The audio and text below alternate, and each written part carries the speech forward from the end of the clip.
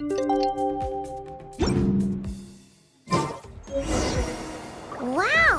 Time sure flies when you're having fun. Oh, Paimon's exhausted. Guess it's about time to head back and get some rest.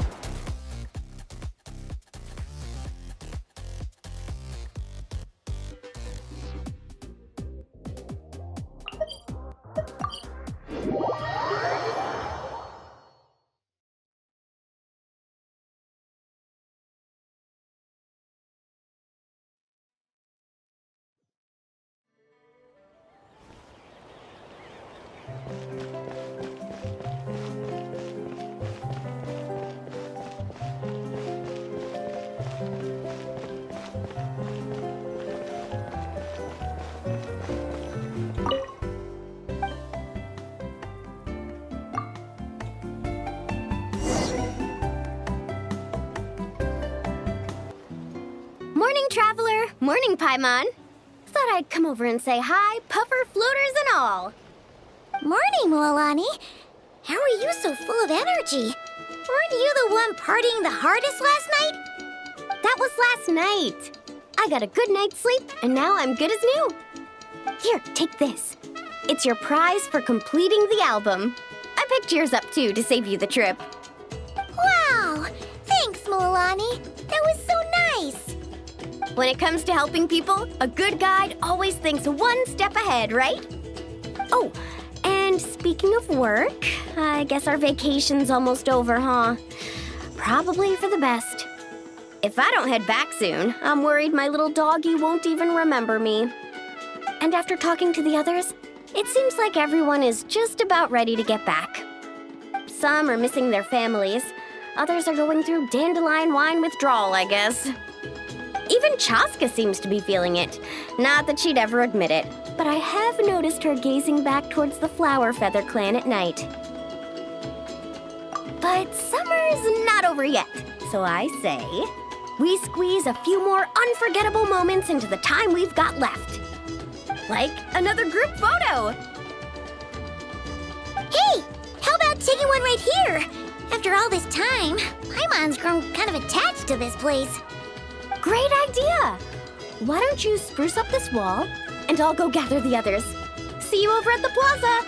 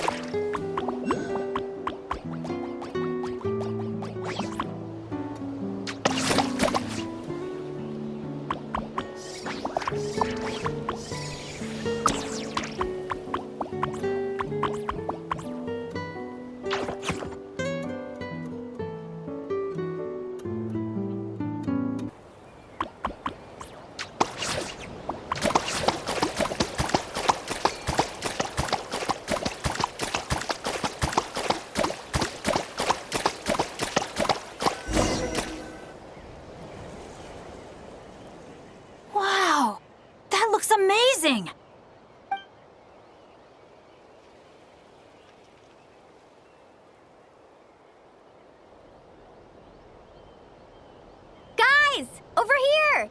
We're gonna take a picture together! Oh, not bad, not bad. You're all looking full of energy this morning. Not a trace of bedhead or dark circles in sight. Whoa, you even look out for stuff like that? Well, what kind of guide would I be if I didn't pay attention to the details? Yeah, and what kind of bard would I be if I didn't appreciate a good drink? What's that got to do with anything? Somehow, though, I know exactly what he means. Do you really think that? Or are you just playing along to keep Tone Deaf Bard happy, too? I see no harm in a bit of nonsense. Here, put on this Asha headband. It's a souvenir from the rest of us.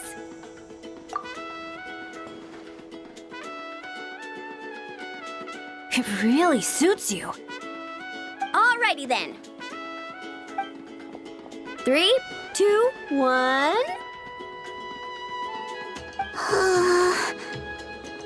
Paimon? Sorry. All that nonsense has got Paimon's head muddled. Her mind's gone completely blank. Don't want it all to end, huh? Are you worried once you say those words, the vacation will officially be over? How the... Paimon thought peacemakers couldn't read people's minds. Oh, Paimon. Don't worry, Paimon. Summer's sure to come again. Just like you said when you made that wish to the Pyro Archon. Even though we'll all be going our separate ways, as long as we cherish each other's friendship, I just know that our paths will cross again. Bennett's becoming quite the talker, huh, Professor Venti? Well, I wouldn't dare take credit for something like that. Your tone would suggest otherwise. Come on! Paimon was just starting to feel inspired! Why don't we just give it another try? Yeah, let's do it all together this time. Huh. What should we shout? Sounds good! 3, 2, 1. Lucky Star! So, what are your plans for the future, Bennett? If you're having trouble deciding, you can always park it in the People of the Springs for a bit. Or however long you want, really. Thanks for the kind offer, Moalani. I actually went to see the Pyro Archon to tell her how grateful I am for everything she's done for me. She told me that the domain we entered was an abyssal simulation of the Mare Javari. It was extremely unstable, and now it's completely gone. Later, when we got on to talking about my future, she said I was more than welcome to stay here in Natlan, but also that she would respect my decision, whatever it turned out to be. And after thinking it over, long and hard, I've decided to return to Mondstadt.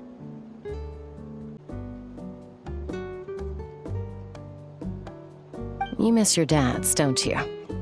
That's definitely part of it. I promised to tell them everything that happened on this adventure, and I can't go back on my word. But also, when I said goodbye to my mom and dad, I promised them I'd become the most legendary adventurer in all of Teyvat someday. And no adventurer should stay in one place for too long. Bennett. What if your luck starts going downhill again the moment you leave Natlan? It's fine. The warmth and kindness I've experienced on this adventure is enough to get me through all the challenges that lie ahead. As I attempt to shape my own fate, I want to take that same kindness and pass it forward. That's something I've always believed in. Hear, hear! To our leader! To our leader, Bennett! Cheers!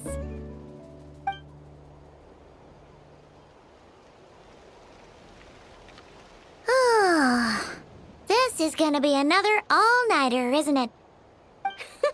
The fun never stops. Who's up to perform next? Bennett's almost fallen asleep several times now. No. I can still keep going. Go get some rest now, guys. And seeing as you've still got the energy, I'll leave the cleanup to you, Mualani. Huh? Why me? Traveler, perhaps you could join me for a walk? I know a great spot.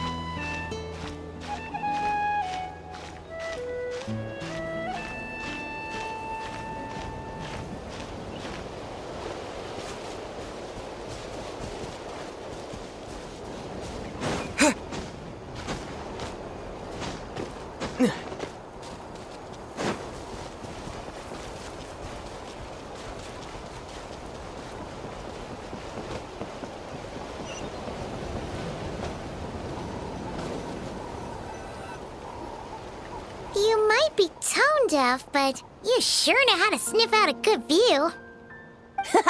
Glad you like it. Some stories aren't meant for the birds, only for the stars high in the sky. More like a story that begins with time itself. Long, long ago, time began to write the story of this world. To her, all living beings were equal, both in their value and in significance. Like an ancient scroll, she engraved upon her memory all people, all events, all encounters, and all farewells. Back then, as an animal spirit, I had a chance encounter with time at the Thousand Winds Temple. Hearing my wishes, she entrusted me with fragments of her power and authority.